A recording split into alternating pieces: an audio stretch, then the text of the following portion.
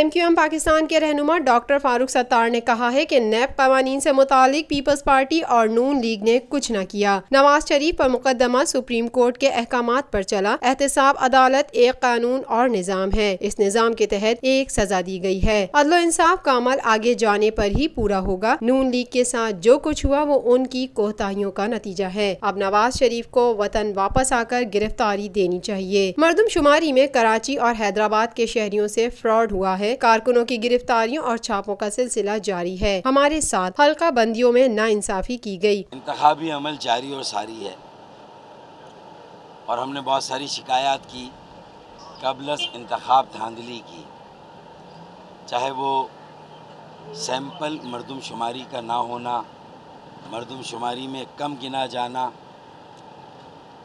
حلقہ بندیوں میں ناانصافی ہونا، اور پھر ایک صوبائی حلقہ 50,000 ووٹر پر اور دوسرا 3 لاکھ ووٹر پر۔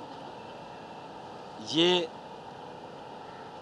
ایک بڑی آبادی کو سندھ کے شہروں میں اور خاص طور پہ کراچی میں، ان کے کراچی اور حیدرآباد میں ان کے حق کے نمائندگی سے محروم کرتا ہے۔ یعنی ایک جگہ تو 50,000 ووٹر پر ایک MPA بنے گا، اور ایک جگہ 3 لاکھ ووٹر پر، یعنی جہاں 6 گنا زیادہ ووٹر وہاں 6 MPA ہونے چاہیے، ان کو 1 MPA مل رہا ہے۔ تو یہ ہائی کورٹ میں ایک پٹیشن بھی ہوئی ہے، اس کی سنوائی ہونی چاہیے، اور یہ فراڈ پکڑا گیا ہے جو مردم شماری میں کراچی، حیدرآباد اور سندھ کے شہروں میں ہوا ہے۔ تو یہ تو ہمارے وہ سارے دعوے صحیح ثابت ہو رہے ہیں کہ مردم شماری میں ہمیں آدھے سے بھی کم گنا گیا ہے۔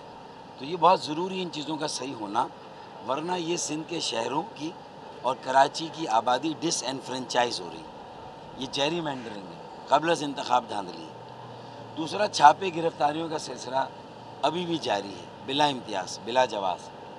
اس میں ہمارے بلدیہ ٹاؤن کے 2 ساتھی 2 روز پہلے گرفتار ہوئے۔ تو ظاہر ہے اس پر بھی ہمیں تشویش ہے، یہ خوف و ڈر و خوف کی فضا پیدا ہوتی ہے۔ کارکنان، عوام، ووٹر کھل کر انتخابی عمل میں حصہ نہیں لے سکتے۔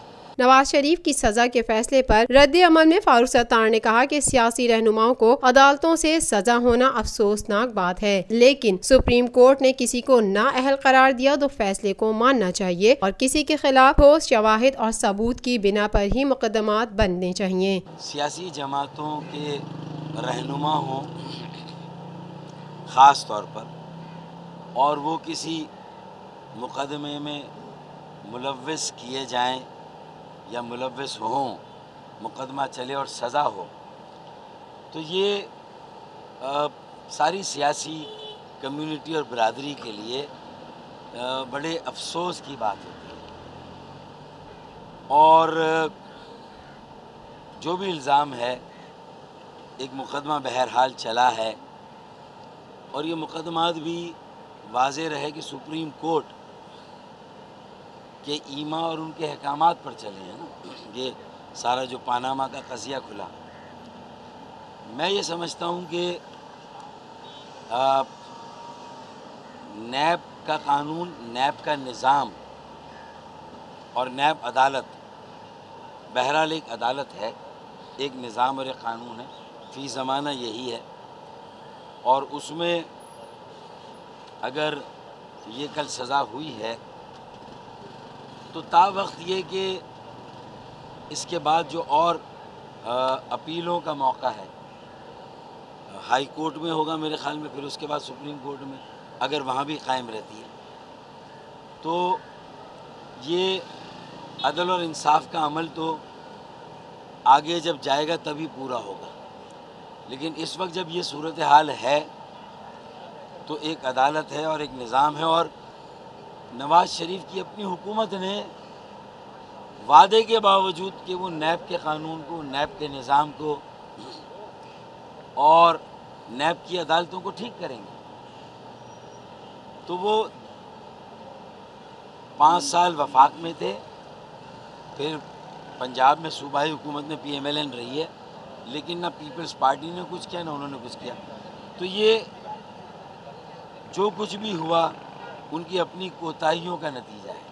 MQM पाकिस्तान के रहनुमा ख्वाजा इजहारुल हसन ने कहा है कि सिंध के अवाम ने पीपल्स पार्टी को मुस्तरद कर दिया है। 25 जुलाई को तब्दीली आएगी और MQM एक मरतबा फिर भारी अक्सरियत से कामयाबी हासिल करेगी। इन ख्यालात का इजहार उन्होंने हफ्ते को कराची में मीडिया से बातचीत करते हुए किया। खान साहब के दावों पर खान साहब खुद ही रोशनी डाल देंगे।